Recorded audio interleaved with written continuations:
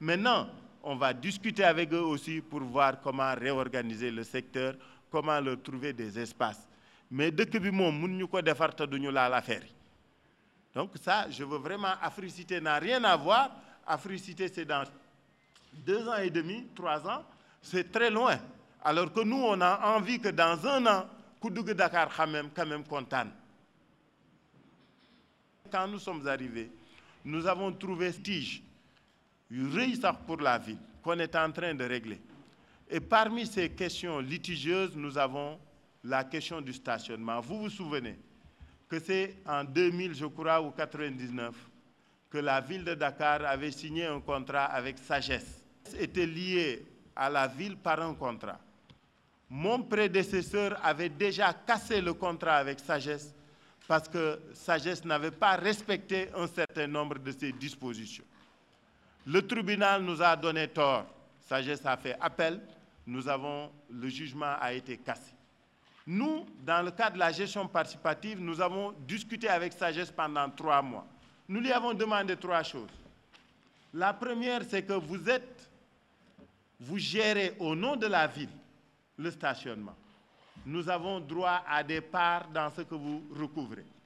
Qu'est-ce que vous nous avez versé? Jusqu'à présent, Sagesse n'a pas pu nous donner le montant de ce qu'ils ont versé à la ville de Dakar. Deuxièmement, dans la gestion du matériel, le renouvellement du matériel, il y a des manquements. Troisièmement, mon prédécesseur avait cassé le contrat parce qu'il voulait réorganiser. Puisque vous vous opposiez à cela, nous, on vous informe. Parce que le contrat doit se terminer en juin, non? C'est mai ou juin 2010. Mai ou juin 2010, on leur a dit, si vous ne venez pas tout mettre en ordre, on casse ça. Avoir une ville, quels que soient les investissements qu'on va y faire, il nous faudra créer, formater une mentalité, une conscience, un état d'esprit d'urbain. Que les gens sachent, comprennent qu'une ville, c'est des normes, c'est des règles, c'est des codes, c'est des comportements. Quand on se promène dans la ville, on n'urine pas où on veut. On ne fait pas ses besoins où on veut. Quand on est dans la rue, et c'est là où j'en parle toujours de conscience. Tant que les Dakarois ou les Sénégalais n'arrêteront pas de dire mbedd bi mbedd bour la, c'est-à-dire du mbedd kenn quoi, mbedd bour la, puisque mbedd bour la, nako bour toppatoo mais warul kenn mu toppatoo ko. Cet état d'esprit-là, avec cet état d'esprit, on ne bâtira pas une culture urbaine. C'est les normes de construction. C'est la raison pour laquelle nous allons lancer le recrutement des volontaires d'appui à la gestion urbaine. Nous allons être des auxiliaires de la police municipale qui vont être formés aux techniques de police pour s'occuper de tout ce qui est salubrité, hygiène, animation, urbanisme et autres. C'est pourquoi, pourquoi faire?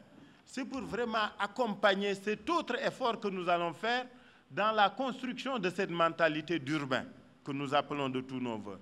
Nous avons demandé aux artistes, à certains artistes, de commencer à réfléchir à un peu comment bâtir une campagne de conscientisation, d'éducation et de formation. Parce que c'est important. Mais, comme je dis toujours, nous aussi, nous avons nos responsabilités.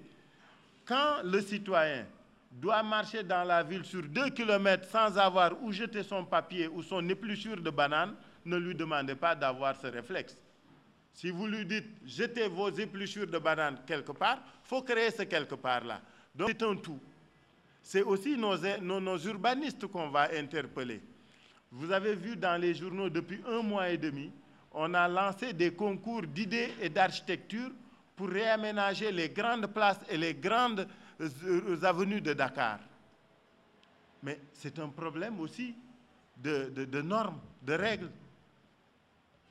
L'équipe précédente avait édicté un certain nombre de règles pour les couleurs de la ville.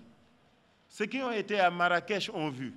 Toute la ville est rose, toute la vie est belle. Elle tient compte de certaines, bien sûr, conditions. Allez à Tunis. Allez en Tunisie, tout est en bleu-blanc. Vous savez, l'urbanisme, l'architecture, c'est aussi pour ça. c'est des problèmes d'esthétique. Et je crois que de ce point de vue, nous avons un grand effort à faire. C'est pourquoi dans ces plans d'aménagement, regardez le 4 avril. On va fêter nos 50 ans aux allées du centenaire.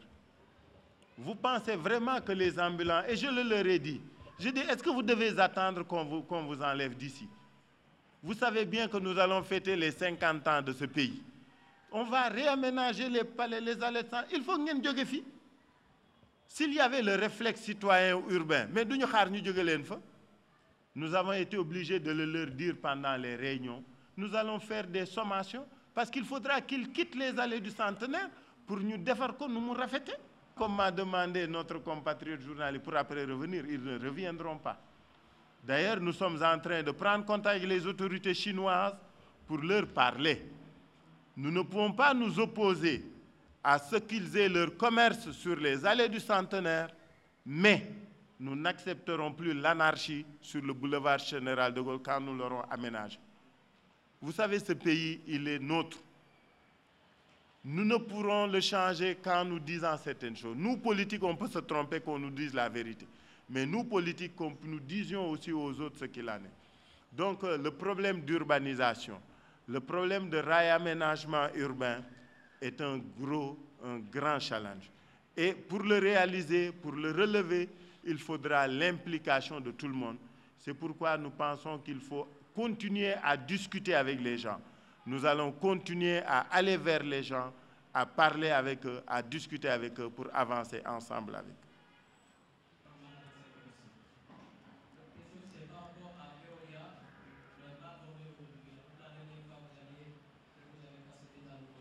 Soit en termes avec les ambulants, c'est une très bonne chose.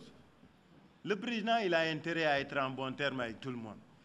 Donc, que ce soit les ambulants, que ce soit les compagnies, c'est une très bonne chose. En tout cas, nous ne pouvons que nous en réjouir. Mais ce que le président aussi a continué à dire dans son discours, c'est que les ambulants discutent avec le ministère du Commerce. Ce dont discute le ministère du Commerce. Et le ministère du Commerce a fait des offres de recasement aux ambulants. Nous aussi, c'est la même chose.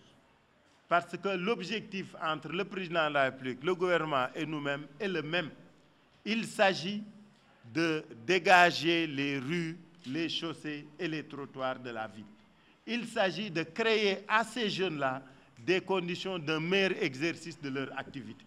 Voilà les deux préoccupations que nous concilions. Donc, le président, qu'ils veulent nous mettre en mal avec les ambulants, nous discutons. Vous savez, le problème que nous avons aujourd'hui, c'est que nous avons dit à tout le monde ce que nous allons faire. Le jeu n'est pas caché. Nous avons dit à tout le monde ce que nous allons faire. Et nous avons dit à tout le monde comment nous allons le faire. C'est-à-dire par la discussion, le dialogue, nous allons faire cela. Si maintenant on ne s'entend pas, nous déciderons, nous trancherons. Ça, il n'y a pas de problème. Je vous dis, heureusement, avec les ambulants, nous avons déterminé un site. Ils se sont organisés et ils sont en train, le site est en train d'être aménagé. Les trois responsabilités. Nous avons donc dit au ministère de l'Environnement que nous souhaiterions qu'au terme du contrat, des contrats des concessionnaires, ceux-ci ne seront renouvelés que par appel d'offres. Voilà ce que nous avons dit. Nous ne sommes ni contre X ou Y, mais ce qu'on a dit, c'est que les premiers contrats avaient été signés sur la base d'entente directe. On a dit que désormais, les contrats seront signés sur la base d'un appel d'offres.